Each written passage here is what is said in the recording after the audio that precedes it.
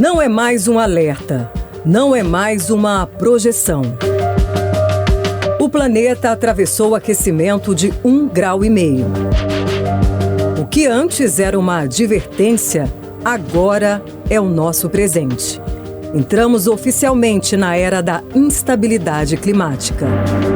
É o limite de segurança. A ciência estabeleceu pedagogicamente 1,5 graus, porque acima de 1,5 graus se entendia que os efeitos seriam drásticos para a humanidade.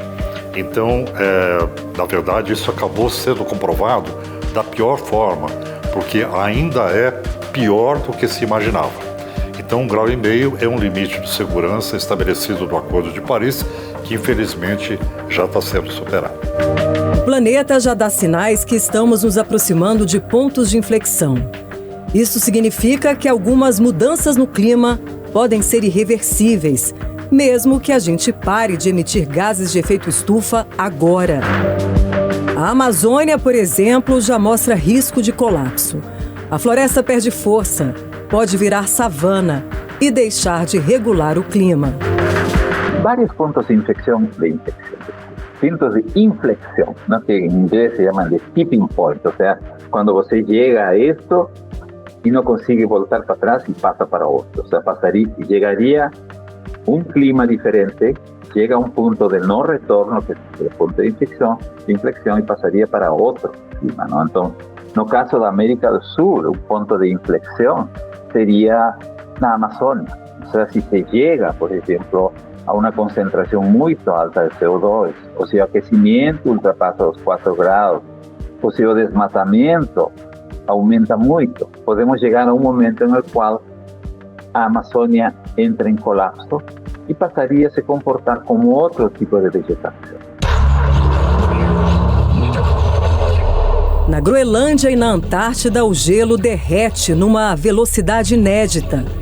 Se esse processo continuar, o nível do mar pode subir vários metros.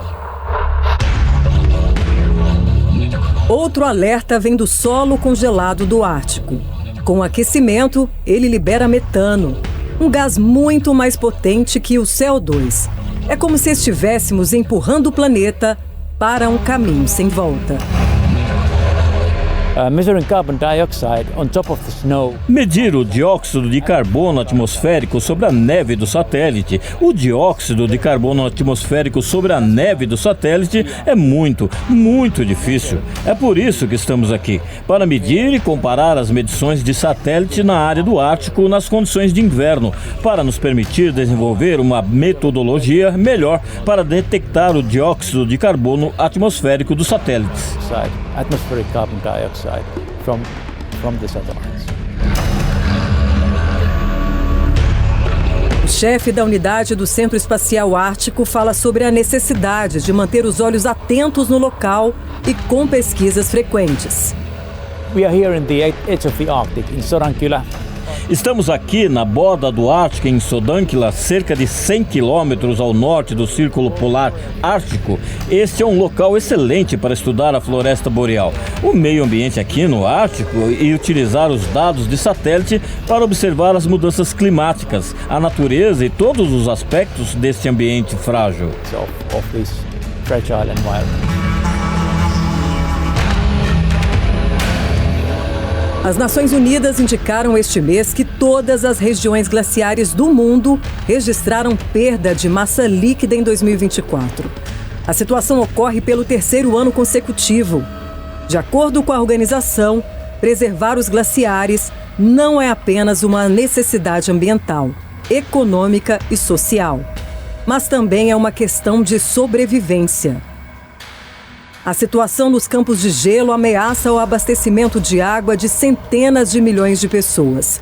Mais de 275 mil glaciares de todo o mundo cobrem uma superfície de aproximadamente 700 mil quilômetros quadrados, sem incluir as calotas de gelo continentais de Groenlândia e Antártida. Equipes que estudam geleiras árticas encontram uma aceleração generalizada da perda de massa de geleiras. Ou seja, há uma perda de gelo nas frentes das geleiras e isso causa um desequilíbrio. E as geleiras estão avançando, perdendo gelo muito mais rapidamente. Estos glaciares lo que están haciendo es... Essas geleiras estão ficando mais finas e curtas em suas frentes. Isso significa que o peso da massa glacial dentro do continente está fazendo com que elas deslizem muito mais rápido, o que significa que o gelo está sendo perdido do continente. 2024 foi o ano mais quente da história. Recordes de temperatura, incêndios, queimadas, rios secos e plantações impactadas pela chuva ou pela estiagem. Esperamos temperaturas acima do normal nos próximos meses. E isso ocorre no geral, na maioria das áreas terrestres. O mundo está preocupado com as temperaturas. O consenso internacional é que, se nenhuma medida adicional for tomada pelos governos, o planeta aquecerá 3 graus até 2100. Então, obviamente, as notícias recentes não são encorajadoras, mas, por outro lado, o clima é de longo prazo e, ao contrário da meteorologia, onde muda um pouco a cada dia, podemos ver que as notícias mudam um pouco a cada dia. Portanto, o clima é de longo prazo e a ação climática também é uma ação de longo prazo, que não pode ser questionada a cada momento e que precisa de continuidade.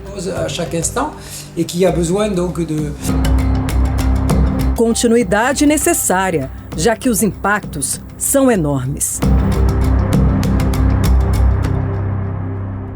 Os riscos são os impactos à sociedade humana em geral, à vida das pessoas, os impactos para a agricultura, o impacto para a cidade, o impacto para toda a infraestrutura, como, por exemplo, estradas de trem, trilhos que acabam com o calor se expandindo.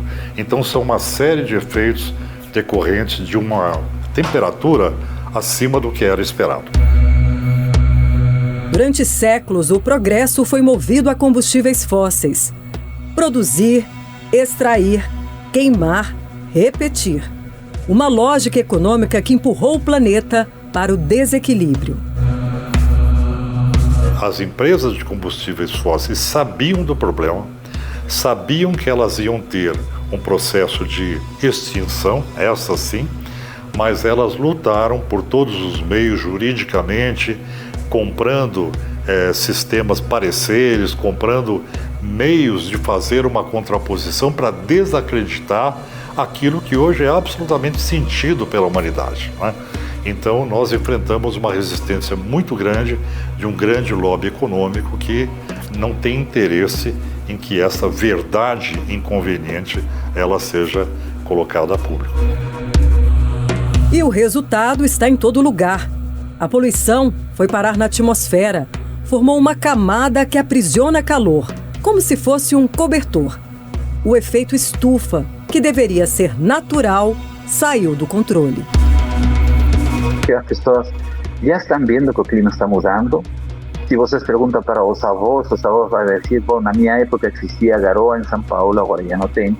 Na minha época não chovia tanto, agora chove. Na minha época esta rua não se inundava, agora se inunda, significa que algo está mudando. Então eu acho que a população em geral, e particularmente os mais jovens como vocês, que vão herdar estes problemas futuros, tomar consciência disso e tomar ação. Ya sea escolher estudar, por exemplo, uma área de meteorologia, clima, ou virar, como chamamos, ativistas ambientais. Mas não digo ativista ambiental de jogar bomba molotov ou tinta vermelha, não. É espalhar a situação, informar a população de que o clima está mudando, e isso vai ser uma herência negativa que vocês vão ter. Então é melhor começar a se preparar, a enfrentar isso e tratar de mexer com políticas públicas, porque a adaptação, mitigação, todos são políticas públicas. E as políticas públicas são feitas pelos governos, congressos, ministros, governadores, presidentes. E é a população, pessoas como você, como eu, que votamos e escolhemos esses representantes. Então, próximas eleições, perguntem qual é a agenda ambiental do seu candidato. O que o candidato vai fazer em termos de mudanças de clima? Se ele diz que não existe, que isso é mentira, então não votem por ele, não? Porque, de qualquer forma, é melhor se preparar para o futuro. O mundo tem que frear as emissões de gases de efeito estufa e deve se preparar para abandonar de vez os combustíveis fósseis. O alerta foi feito pelas Nações Unidas há 3 anos, indicando que em 2025 tudo teria que ser diferente. Na época, especialistas do clima da ONU publicaram um guia com propostas firmes para conter o aquecimento global, um desafio que consideram decisivo para o futuro da humanidade. Este ano, não ano que vem. Esta semana, não na próxima semana. Hoje, não amanhã. Essa seria a mensagem. Precisamos avançar agora, ou a meta de 1,5 graus Celsius vai estar fora do nosso alcance.